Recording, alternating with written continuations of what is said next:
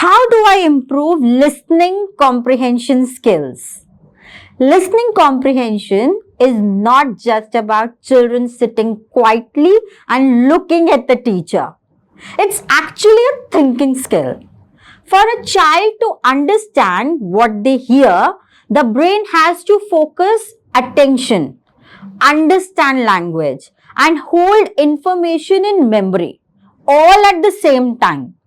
Reading aloud is a great start, but real comprehension grows when children are actively involved while listening, not just at the end. Pause during the story. Ask simple thinking questions. For example, what do you think will happen next? Or why do you think the character did that? These small pauses teach the brain to listen with purpose. Children start listening not just to hear the words but to understand the meaning.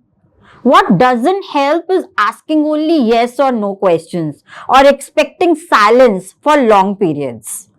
Listening improves when children are allowed to think, talk, and reflect, not when they are just quiet.